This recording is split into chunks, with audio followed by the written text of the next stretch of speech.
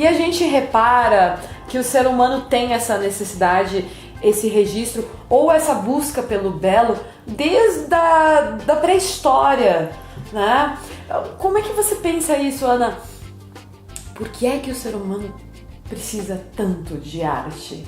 E claro, foi a plástica que nós primeiro tivemos acesso à informação da sua existência, né?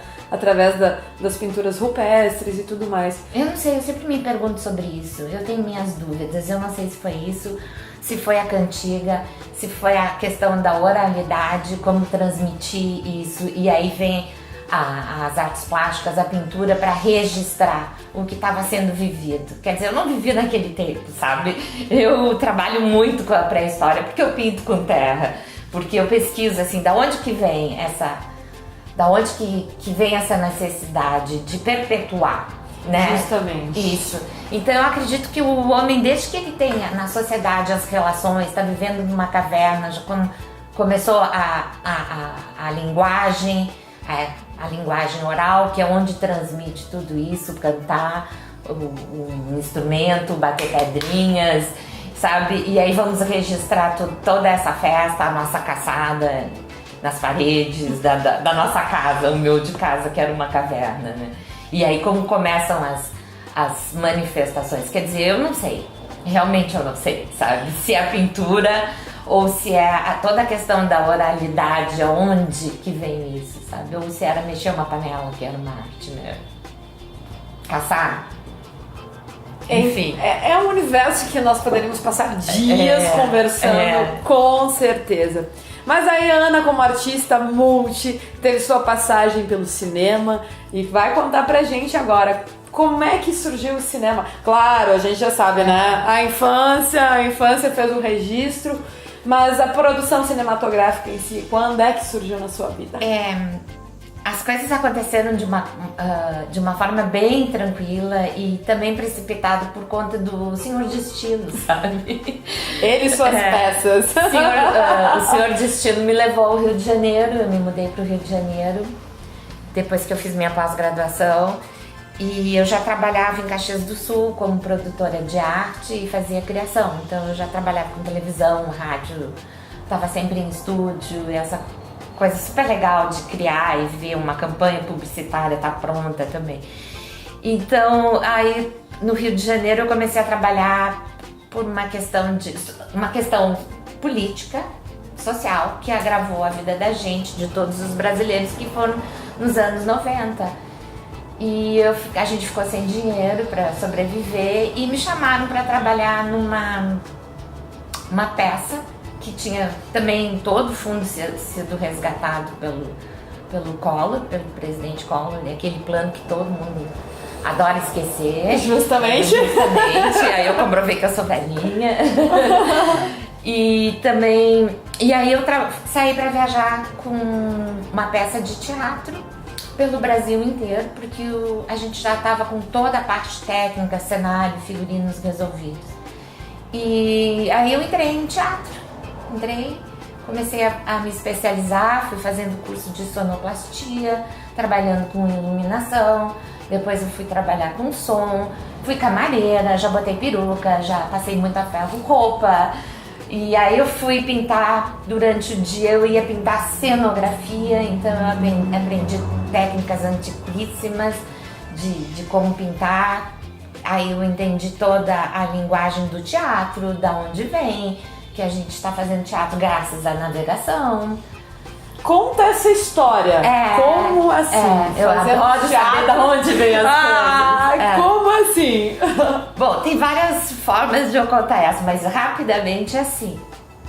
Os cordanes toda a questão de sobe e desce, cenário, o urdimento, todo o sistema a caixa do palco, ela foi feita desde Shakespeare, então, que é o teatro italiano que a gente conhece, né, o palco italiano, veio por causa da navegação. Salve Cristóvão Colombo e arte! Viva Colombo! Porque todo é o sistema das velas, o sobe e desce, da cenografia, o abre e fecha. É todo um sistema de navegação. Tanto que em teatro a gente diz, dá um vento naquela perna. Justamente. Então o teatro todo, a caixa, a cenografia vem da navegação. Eu acabei estudando a navegação, as descobertas, da onde vem os cordames, para descobrir o que era a cenografia. Eu acho o máximo essa relação de tudo que você faz dentro da arte profundamente amarrada com a história da humanidade. Então, você vê que essa arte do uso do barro, da terra, ela tem uma trajetória imensa ao longo da história e ela está aqui. Então, você encontra um universo atrás de cada objeto. Exato. E assim é o cinema. Como é que ele começou? Como é que você faz uma fotografia virar sequência?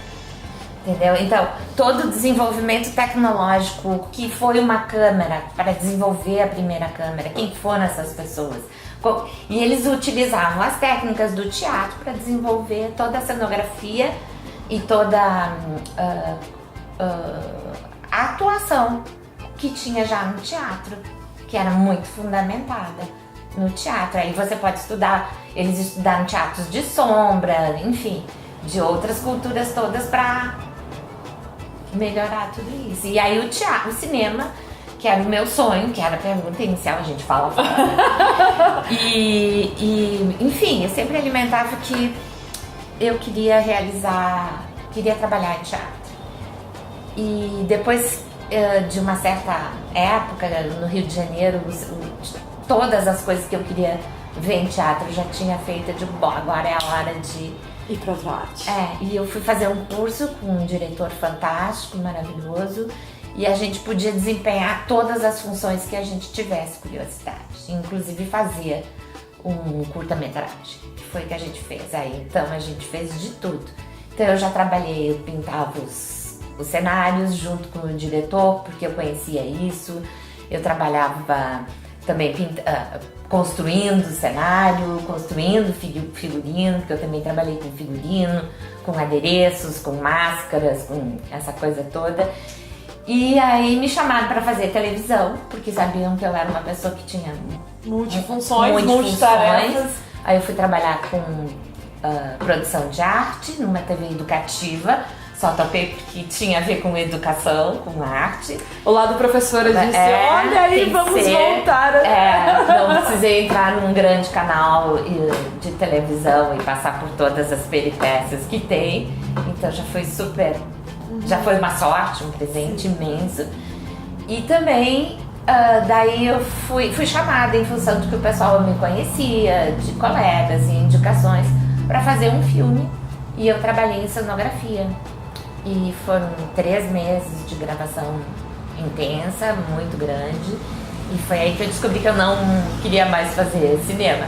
Pronto, acabou, já fiz, já provei, mas cinema no Brasil é difícil, a gente tem suas peculiaridades aqui também. Então. E aí eu fui trabalhar em outras coisas, sempre com arte, trabalhei muito com pintura de rua, trabalhava com arquitetos, então integrando arte e o viver em restaurantes e fachadas. Então sempre trabalhando o meu projeto pessoal e uma forma de viver. Justamente. De arte. Que esse é um privilégio que é muito difícil no Brasil. A gente tem que... Claro, a gente não tem que ter em mente que trabalhando com arte você vai ter uma casa com piscina, 5 carros, quer dizer, né? Não que você não possa ter essa carreira e ser uma pessoa de um sucesso imenso e de viver como um queridinho da mídia e das pessoas, como o Romero Brito e tantos outros brasileiros. Mas se você quiser realmente se aprofundar e fazer alguma coisa independente do dinheiro, sempre tem possibilidade. Com certeza.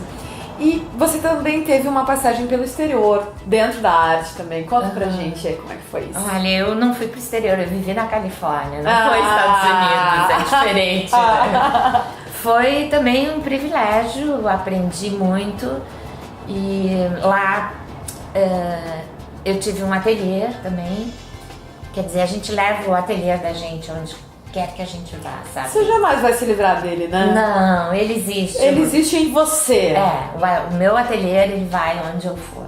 E aí ele foi com você pra Califórnia. Ele foi. E eu estava aprendendo inglês, estava numa universidade maravilhosa, e eu descobri que trocando de escola eu teria mais facilidade para começar a dialogar sobre arte. E entrei na associação de arte da cidade onde eu vivia, que é municipal. E lá os artistas que ocupavam esse prédio, que tinham seus ateliês, eles tinham que, como uma troca, né? Como eles recebiam o espaço, uma contrapartida, eles tinham que abrir o ateliê uma vez ao mês. A última quinta-feira do mês. E eles abriam para as pessoas olharem, participarem. E eu me encantei com um ateliê da Margie, que se tornou uma grande amiga. E eu comecei a frequentar, então eu poderia conversar em inglês sobre arte e trabalhar também. E conhecer como que as pessoas se relacionavam com arte nessa cidade. E conversando sobre o que se faz no Brasil, eu contei que eu ensinava os meus alunos e os meus professores que eu poderia dar aula para pintar com tudo que a gente pode, tudo que a gente tem na terra sem comprar nada. Tudo que tem no jardim. Fantástico isso. Que a gente poderia fazer pincéis, que a gente poderia fazer telas, que a gente poderia fazer tinta a partir da terra da Califórnia, que é coloridíssima, viajando pela Califórnia. E aí eles me desafiaram. Como assim? Qual foi o desafio? Se você pode fazer tinta de terra no Brasil, se eles pintam casas no Brasil, por que a gente não pode aprender com você? E aí eu comecei, cada caminhada que eu fazia no final de semana, com amigos, para conhecer novos parques, que lá tem bastante disso, eu comecei no caminho de ida, a gente fotografava as pedras ou a terra, que na volta, que a mochila já estava sem lanche, né? Sem mais água e tudo isso, e a gente carregava as pedras, todos os meus amigos carregando. E aí eu fui colecionando e trabalhando o processo. 2 meses depois eu levei as primeiras tintas e a gente fez, e a gente ganhou umas peles que eram de uma confecção muito antiga. Então os alunos e quem participava ia trazendo material e a gente conseguiu fazer pincéis, a gente conseguiu fazer tintas, e eu acabei fazendo exposição. A primeira foi só de as amostragens de samples, que eram os exemplos de terras das cores que eu consegui, e depois nós fizemos uma outra exposição usando isso em esculturas, em peças de madeira que ficaram no ateliê da Margie. Então, e aí depois eu precisei voltar para o Brasil, e aí aqui estou eu de novo com um ateliê, de novo pintando com terra e fazendo esse projeto Nossa Terra, que é pintando com as terras daqui do Rio Grande do Sul, com a nossa região, que é lindíssima, com a terra dos meus antepassados, que também são imigrantes. Então, trazendo tudo isso e trabalhando com a arte orgânica também, com tudo que a gente come, a gente pinta, pintando com flores, fazendo tinta de essências.